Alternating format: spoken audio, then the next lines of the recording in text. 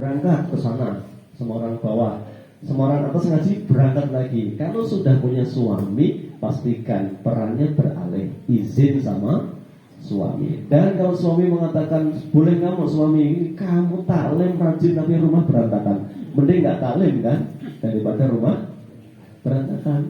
Ya, jadi sudah beda skala prioritas. Yang ketiga, apalagi sudah punya titipan anak, baru perannya bertambah lagi sebagai ibu pendidik generasi. Itu peran ketiga. Peran keempat ini kalau sudah diperankan dengan baik ini peran karya. Karya itu artinya membantu suami bekerja, kemudian juga ada relawan apa ini? FKAM. Boleh nggak jadi relawan masak Jumat berkah tapi yang suami malah nggak dimasakin gitu. Nah, ini saya sampaikan biar tahu skala prioritas. Jangan, ini saya fakta. Ada yang berdalil gini, Allah berfirman intan suruh wah yang suruhku. Kamu kalau nolong agama Allah ditolong Allah, Allahu Akbar. Ini namanya ngawur. Perempuan itu kewajibannya di rumah, selesaikan dulu baru minta izin suami. Mas, saya kok merasa pasti punya waktu, boleh nggak saya bantu relawan? Oh boleh dek, monggo. Itu baru selesai urusan kesolehan, baru sudah bener ini. Tapi nggak bener kalau rumah nggak dimasakin. Kemana dek? Buru-buru ini cuma berkah itu. Wah ini kacau berarti ini ya, nggak boleh ya. Ada 4 tugas wanita itu. Nah, kembali ke tadi pertanyaan. Ada tipe keluarga yang pertama 2, Nuh dan Lut. Ini tipe suami soleh, pasangan tak soleh. Ada tipe ketiga. Tipe ketiga ini tipe keluarganya Fir'aun. Maka Masya Allah disebut dalam Al-Quran, wa daraballahu mathalan lilladzina amanu ra'ata Fir'aun. Surat At-Tahrim ayat berapa? Penghafal Quran dan ayatnya. Saya nggak hafal ayatnya. At-Tahrim ya, nggak banyak. At-Tahrim itu mungkin ayat 12 mungkin ya, 11 ya, ayat 11 At-Tahrim. Allah berikan permisalan untuk orang beriman siapa? Keluarganya Fir'aun. Istrinya Masya Allah, Fir'aun itu manusia paling kejam. Satu-satunya hamba Allah yang berani mengatakan Ana Rabbukumul A'la, aku adalah Tuhanmu yang paling tinggi. Itu hanya Fir'aun. Itu istrinya Masya Allah, solehahnya luar biasa. Namanya Asiyah binti Muzahim. Tapi dia setiap hari menderita. Setiap hari dia berdoa, Rabbi gimana? Qalat imra'atu Imran Rabbibni li indaka baitan fil jannah. Ya Allah, bangunkan untukku rumah di surga di sisimu. Masya Allah. Ya, jadi karena dia nggak merasakan ada surga di rumahnya di dunia, maka dia minta surga di akhirat. Nah, nanti ada pelajarannya. Kenapa kok bersabar dengan ujian itu? Karena dia yakin meskipun di dunia nggak dapat surga, dia akan dapat surga akhirat. Masya Allah. Makanya Asiyah ini disebut Nabi wanita terbaik ada 4. Khadijah binti Khuwailid, Asiyah binti Muzahim, Maryam binti Imran, Fatimah binti Muhammad. Ini 4 wanita terbaik, itu hanya 4. Kalau lelaki banyak, perempuan hanya 4 yang terbaik. Karena 4-4-nya ujiannya luar biasa. Nah, kembali ke tadi. Maka apa yang terjadi ketika pasangannya atau suaminya durjana, istrinya solehah? Kalau tadi suaminya soleh, pasangannya durjana, korbannya anak. Kali ini kalau suaminya durjana, istrinya solehah, korbannya adalah istri itu sendiri. Maka menderita.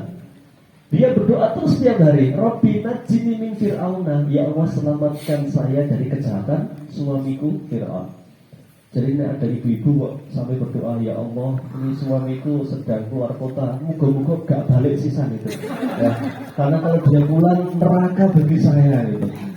Ini ada sampai begini, suaminya sekelas Fir'aun berarti.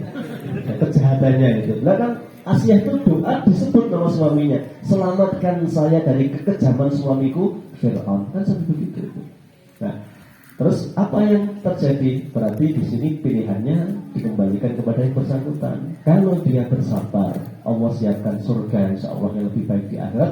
Kalaupun dia boleh memilih untuk minta dilepas karena suami pelanggarannya sudah melampaui batas, itu dalam Islam sudah diizinkan. Ada hadis yang ini dijadikan senjata para suami kurang ajar nakut-nakuti istri. Apa dalilnya? Ayu mamro'atin sa'alat zawjaha tolakon. Siapapun perempuan yang menuntut menggugat cerai suaminya, maka tidak akan pernah mencium baunya surga. Ya, ini kan dalilnya sahih ini. Ini kan senjata laki-laki. Kamu nuntut cerai, nggak bakal masuk surga gitu kan? Laki-lakinya kan nakutin gitu. Padahal keterangan hadisnya itu adalah min ghairi ta'sin, tanpa ada alasan yang bisa dibenarkan. Alasan yang dibenarkan apa? Satu, suami ringan tangan. Suka apa ini? Mukul, ya, emosian, ya, ini sudah boleh ini. Dua, suami nggak menunaikan kewajibannya. Yes, nggak ngasih nafkah, nggak ngasih blowjob, pengennya makan enak. Ya, misalnya harus ngamuan lagi itu. Yang kayak begini ini, jenengan sudah nggak sabar, boleh. Ya, ini saya nggak ngajarin untuk mana loh ya.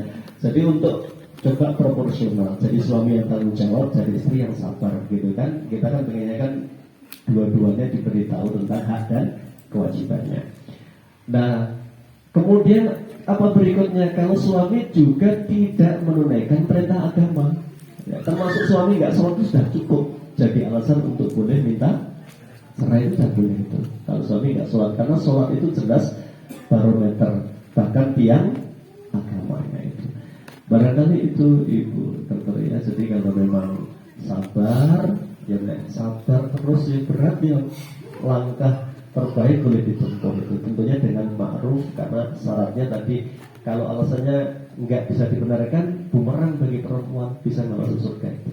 Ya, misalnya kenapa minta cerai? Suamiku kurang ganteng. Lo dulu nggak bisa sama itu. Aku dulu ketipu pas di Facebook tak lihat glowing sebelumnya apa gitu. Ini nggak masuk akal ya gini, nggak boleh ya jadikan alasan itu ya. Ini namanya mengada-ada, nggak masuk surga kalau yang betul kayak gini ya. Baik, yang kedua terkait dengan surga ya. Memang betul surga itu ada level-levelan ya. Nabi ngasih tahu kalau idza sa'altumul jannata fas'alul firdaus fa innaha a'la jannah. Kalau mau minta surga, mintalah firdaus, karena surga yang paling tinggi itu. Nah, bagaimana nanti, apakah suami bertemu dengan istri? Nabi secara tegas menyampaikan iya. Bahkan ketika ditanya, ya Rasulullah, siapa pasangan saya?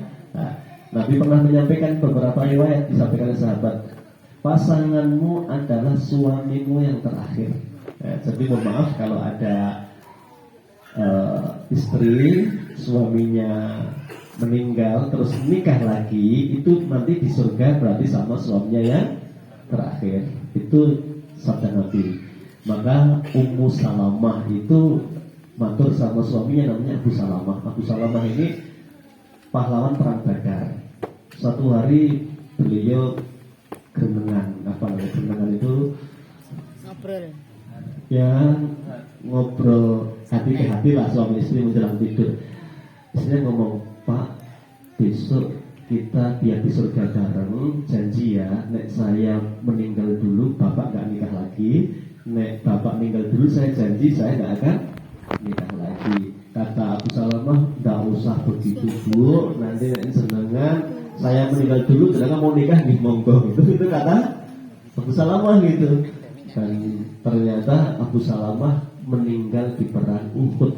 Nah, maka Ummu Salamah sedih luar biasa itu, sedih sekali. Kemudian Ummu Salamah berdoa diajarin Nabi, Allahumma jurni fi musibati wa khulufli khairum minha.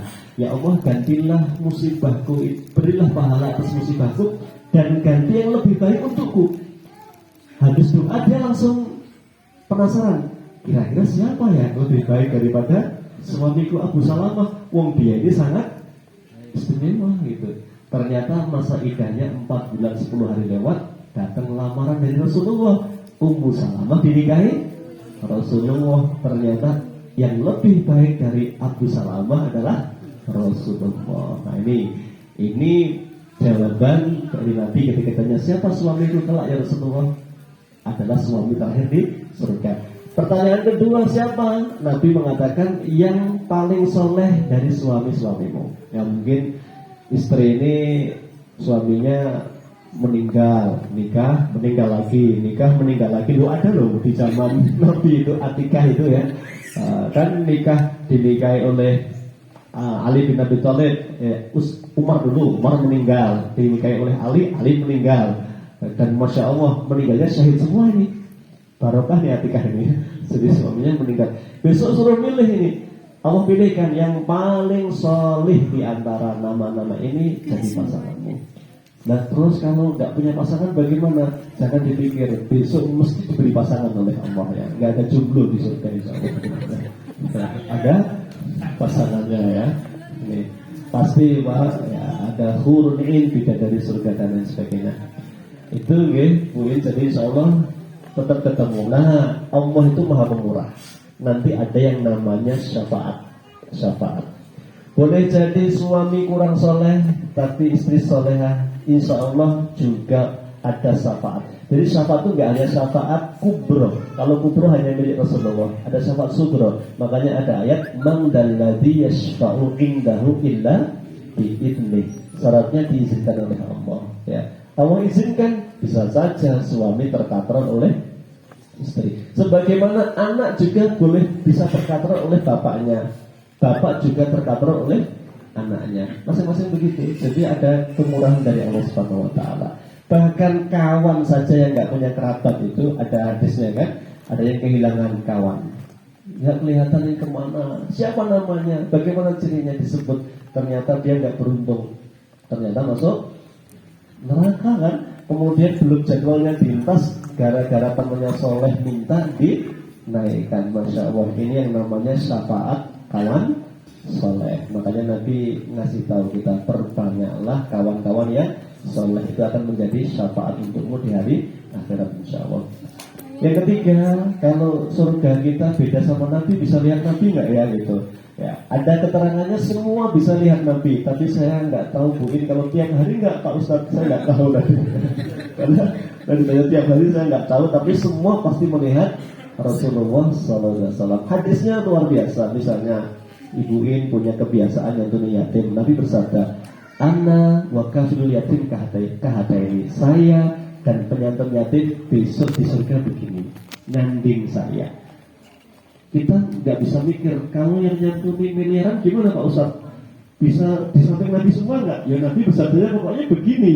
Ya Allah Maha Kuasa. Ya, sebagaimana ada yang bertanya, ya Rasulullah, besok kenikmatan surga yang paling tinggi apa? Kita melihat Allah. Melihat Allah miliaran itu kira-kira berdesak-desakan nggak ya Rasulullah gitu? Ya. Rasul menjawab pakai logika. Kamu kalau ada bulan di langit dunia, kira-kira melihat rembulan berdesak-desakan enggak? Kan enggak.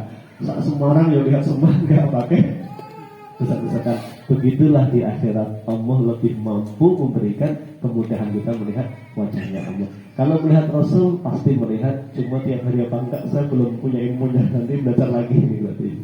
Itu nggih. Benar dari kami sekian.